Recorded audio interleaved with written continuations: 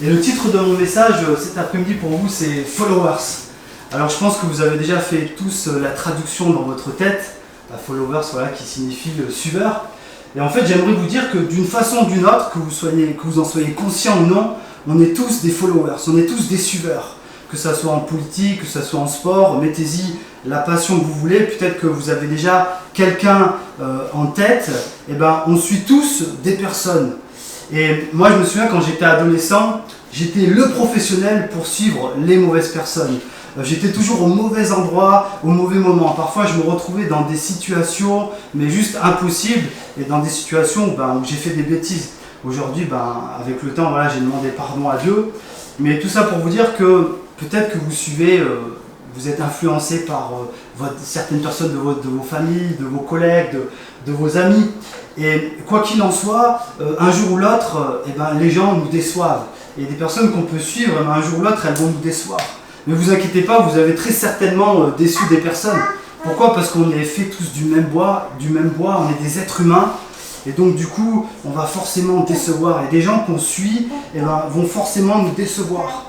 Et moi, la question que j'aimerais vous poser, c'est quelle est donc la personne qu'on peut suivre véritablement sans qu'elle nous déçoive ? Et je pense qu'on peut avoir un élément de réponse dans le texte que nous allons lire, donc qui se trouve donc, dans la Bible. Donc si vous n'avez pas la Bible, ne vous inquiétez pas, ça sera affiché sur l'écran. Bouge pas.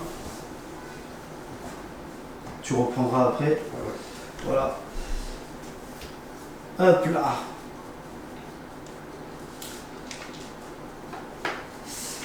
Donc je lis Jean chapitre 1 à partir du verset 35. Le lendemain, Jean était de nouveau là avec 2 de ses disciples. Il vit Jésus qui est passé et il dit « Voici l'agneau de Dieu !» Les 2 disciples entendirent les paroles de Jean et se mirent à suivre Jésus. Celui-ci se retourna, vit qu'ils le suivaient et leur demanda « Que désirez-vous » ? « Rabbi, c'est-à-dire maître, lui dirent-ils, où habites-tu ? » « Venez, leur répondit-il, et vous le verrez. » Ils l'accompagnèrent donc et virent où il habitait. Il était environ 4 heures de l'après-midi. Ils passèrent le reste de la journée avec lui. André, le frère de Simon-Pierre, était l'un de ces 2 hommes qui, sur la déclaration de Jean, s'était mis à suivre Jésus. Il alla tout d'abord voir son frère Simon et lui dit « Nous avons trouvé le Messie », ce qui se traduit par Christ. On va arrêter notre lecture ici. Alors, il n'y a pas besoin de connaître la Bible comme nous, chrétiens, on peut la connaître. En tout cas, ici, on se trouve dans un évangile. C'est l'évangile de Jean. La Bible, en fait, il y a 4 évangiles.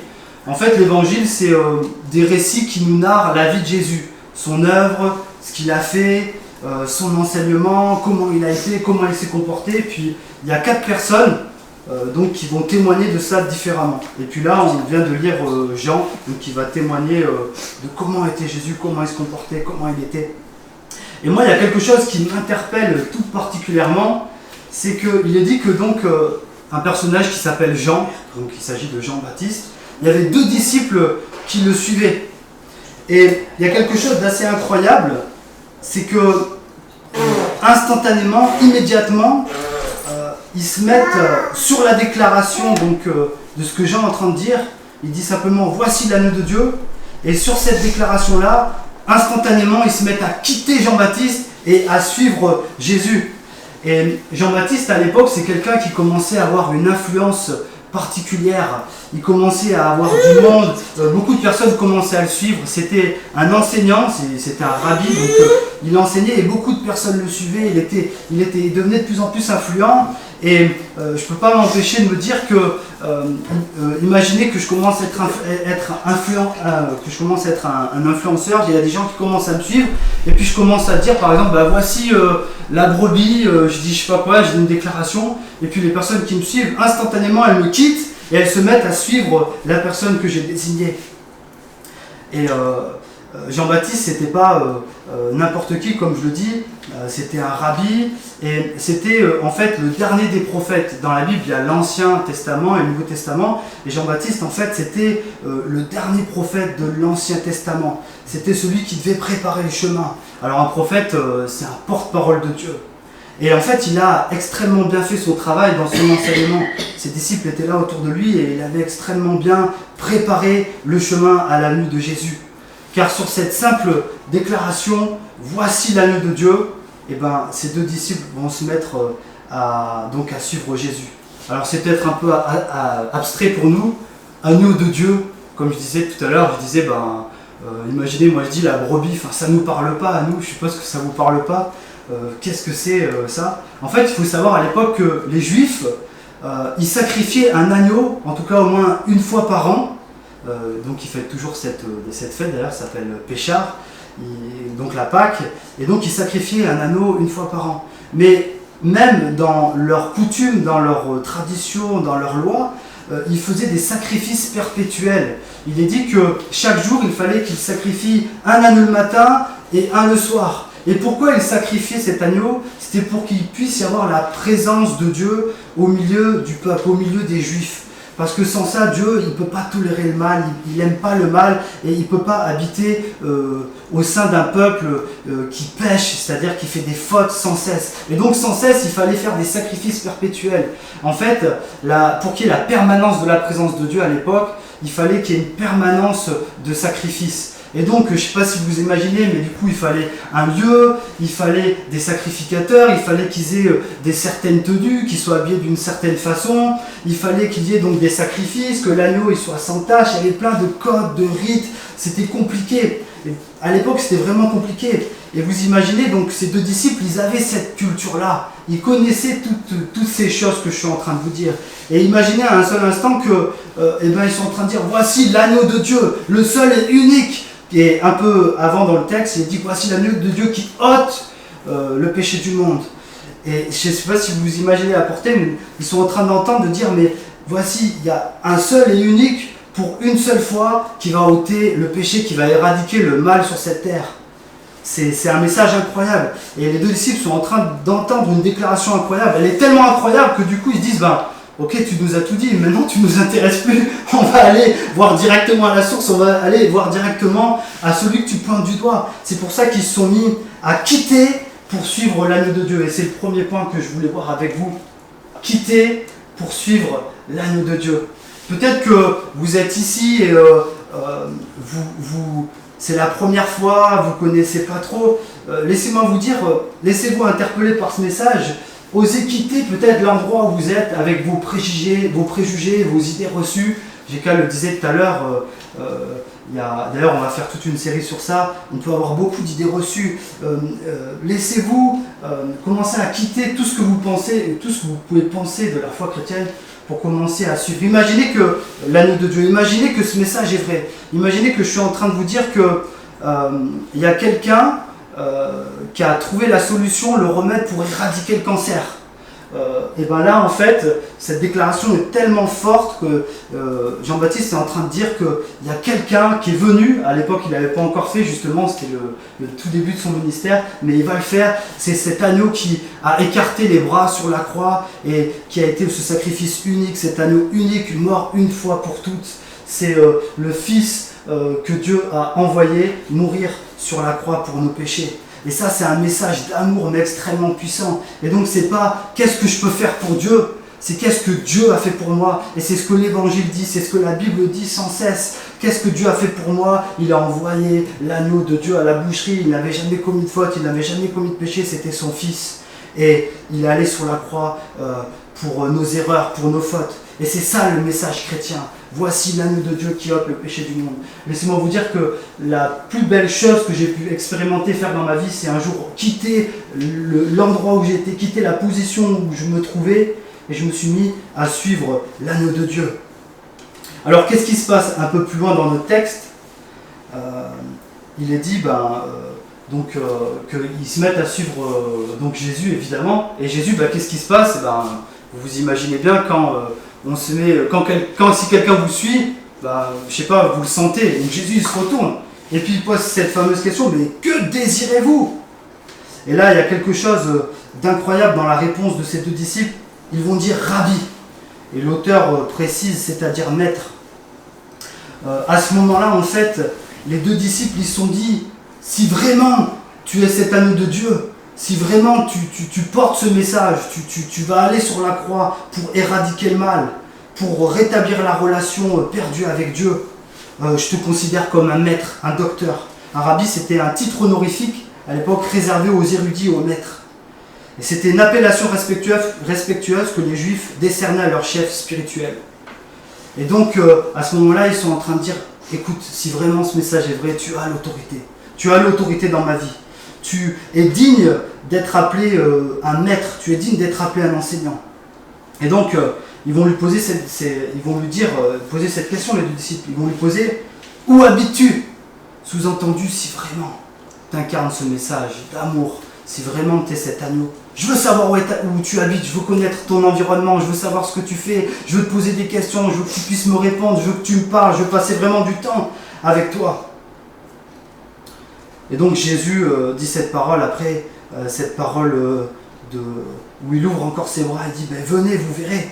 Si vous commencez à vous dire, ok, peut-être que je suis là cet après-midi, il y a Olivier qui me parle, je vais, ok, admettons, Jésus, c'est plus qu'un personnage historique, c'est plus qu'un père, parce qu'il il a vraiment existé, c'est plus qu'un personnage rempli de sagesse, rempli de faits philosophiques, mais c'est vraiment quelqu'un qui a accompli quelque chose.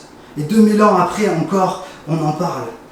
Laissez-moi vous dire que si vous êtes dans cette attitude de prière, que vous vous dites, ok, je vais commencer à ouvrir ce livre qu'on appelle la Bible, je vais commencer à lire ces récits narratifs sur la vie, et que vous êtes dans une attitude vraiment, si Dieu t'existe, parle-moi. Laissez-moi vous dire que Dieu se laisse interpeller par ceux qui le cherchent. Dieu veut se révéler aux hommes, c'est ce que Alain me disait hier, Dieu veut se révéler aux hommes, à ceux qui le cherchent, à ceux qui osent poser cette question, où habites-tu? Jésus dira toujours, venez et vous verrez. Et donc c'est le deuxième point, demander pour recevoir le grand rabbi, c'est-à-dire le grand enseignement, le grand maître.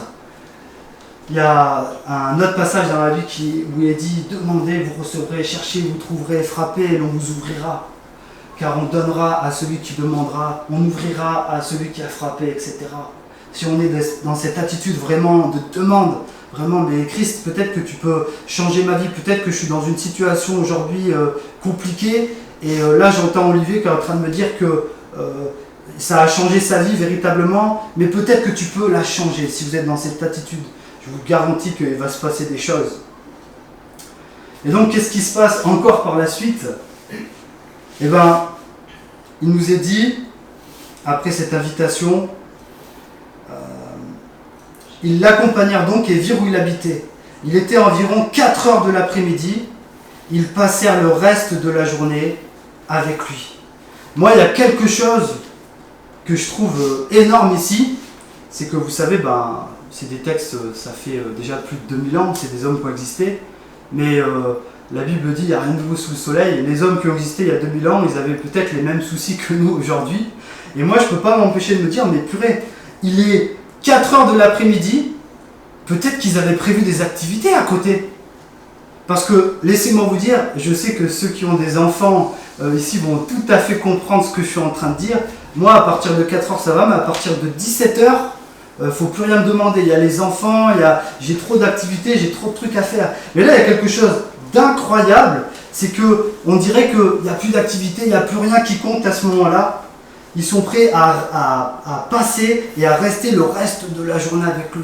Peu importe les activités, peu importe ce que j'avais prévu. Là, il y a un personnage qui est extraordinaire. Je veux voir, je veux l'écouter. Si vraiment c'est ce message, si vraiment c'est cette personne-là, je veux passer du temps avec lui. Et peu importe mes activités, peu importe ce qui peut se passer. Et ça, c'est vraiment quelque chose de fort, je trouve. Et donc, du coup, cette déclaration... voici l'agneau de Dieu va s'avérer exact, puisqu'il nous est dit, André, le frère de Simon-Pierre, était l'un de ces deux hommes qui, sur la déclaration de Jean, s'était mis à suivre Jésus. Et qu'est-ce qu'il fait juste après? Il s'empresse. Il alla tout d'abord voir son frère Simon et lui dit, nous avons trouvé le Messie. Cette déclaration de l'agneau de Dieu s'avère vraie.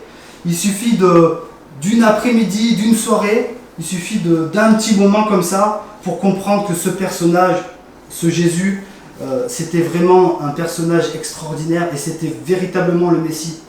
Et d'ailleurs, André le dit, il le dit quand il va voir son frère. Nous avons trouvé le Messie, ce qui se traduit par Christ. Et donc le Messie, c'est celui qui avait été annoncé comme étant celui qui vient. Celui qui avait été choisi pour mener la mission de sauver l'humanité de nos fautes. Et donc ça y est, pour eux, c'est clair et net, il n'y a aucun doute, il s'agit bien donc du Messie, et il est en chair et en os devant eux. Et donc nous, aujourd'hui, vous allez me dire, bah, c'est bien Olive, tu me parles de ce truc, mais c'est il y a 2000 ans, et maintenant bah, Jésus, il est mort, et puis ce message, mais pourquoi tu me parles de ce message? Eux, peut-être qu'ils avaient vu Jésus, c'était quelqu'un d'incroyable. Laissez-moi vous dire que Jésus est vivant, il est mort sur la croix, mais il est ressuscité. Et il est à la droite de Dieu, c'est-à-dire qu'il est au ciel, et il nous a envoyé son Esprit Saint, pour qu'on puisse ressentir et avoir cette présence. Si vraiment un jour on a accepté véritablement le fait qu'il est agneau de Dieu, le fait qu'il est mort pour nos fautes, pour nos péchés, et ben on a cette présence et notre vie est transformée, changée. Et donc c'est le dernier point, voir pour croire Christ. Ils ont pu voir, ils ont pu observer, ils ont pu passer du temps avec lui. Et il n'a pas fallu de 2 mois, de 1 an. Non, ils ont vu instantanément qu'il s'agissait vraiment d'une personne incroyable. On l'a chanté au tout début, 2 chants qui étaient sur Christ, et nous en tant que chrétiens, évidemment, on est chrétiens, ça veut dire petit Christ. On suit cette personne qui un jour a radicalement changé nos vies. Alors on ne l'a pas vu de nos yeux, mais on l'a vu par la foi. Un jour on s'est dit, on s'est mis à genoux, on a prié, et on a dit, mais vraiment, Dieu, si tu existes, si tu es là, je désire que croire. Manifeste-toi à moi. Et c'est ce qu'il a fait dans ma vie, dans la vie de JK, dans la vie de certaines personnes ici. Et c'est pour ça que on s'empresse, tout comme André, on s'empresse de vouloir aller le dire aux gens. Et merci d'être venu pour écouter ce message. Et du coup, j'en reviens à mon titre, Followers. Nous sommes tous des followers d'une façon ou d'une autre. Peut-être que voilà, vous allez repartir d'ici et vous allez réfléchir. Mais en tout cas, laissez-moi vous dire que voilà, vous allez peut-être continuer à suivre d'autres personnes. On suit tous des personnes de toute façon, mais quoi qu'il en soit, voilà, comme je l'ai déjà dit, elles vous décevront. Mais Jésus, nous a vraiment, véritablement jamais déçus. Il a apporté ce message d'amour, d'espérance, de paix. Et voilà, ce message comme envoyé sur terre. Et donc voilà, c'est pas une religion morte, stérile. C'est pas il faut faire ci, il faut faire ça. Mais c'est une relation vivante et vraie, où Dieu a tout fait pour nous, et donc nous en retour, on veut lui être agréable. Et c'est pour ça que souvent j'ai discuté avec pas mal d'entre vous, en vous disant que c'est pour ça que je distingue le mot religion, en tout cas dans le sens péjoratif, où il faut faire ci, il faut faire ça. Il ne s'agit pas de ça ici, mais il s'agit en fait de vouloir suivre Jésus, de vouloir continuer à cheminer et à avancer avec lui, parce qu'il a véritablement changé nos vies et peut véritablement changer la vôtre. Voilà. C'est le message que je voulais vous apporter cet après-midi. Et je vais simplement prier. Sentez-vous libre, ne vous inquiétez pas. Prier, c'est simplement, comme je le disais, c'est discuter avec Dieu. Il ne faut pas se mettre d'une certaine façon à genoux, debout, ou orienté vers une certaine façon. Nous, en fait, on pense que voilà, prier, c'est simplement parler avec Dieu. Et là, maintenant, je vais parler avec Dieu. Et je vous invite juste à incliner vos fronts si vous le souhaitez. Et voilà. Seigneur Jésus, on te remercie pour tout ce que tu as fait. En tout cas, en incarnant ce message d'agneau de Dieu. Merci d'être ce grand enseignant. Quand on lit dans les évangiles, quand on lit dans la Bible, ce message où tu nous dis d'aimer Dieu, où tu nous dis d'aimer notre prochain.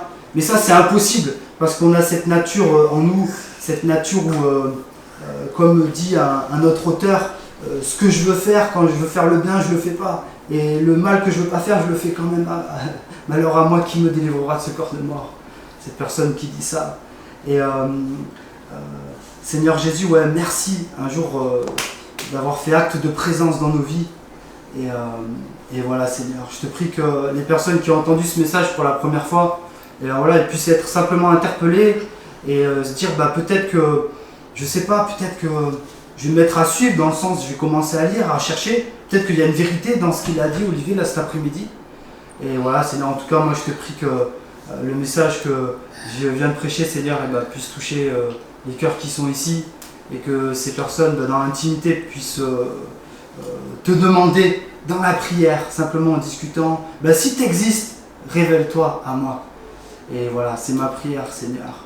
Et merci pour chaque personne ici, bénis les conversations qui vont aller, bénis aussi les enfants. Merci pour cette chance qu'on a d'avoir tous ces enfants ici. Et garde-les de tout mal aussi. C'est dans le nom de ton Fils que j'ai prié, Amen.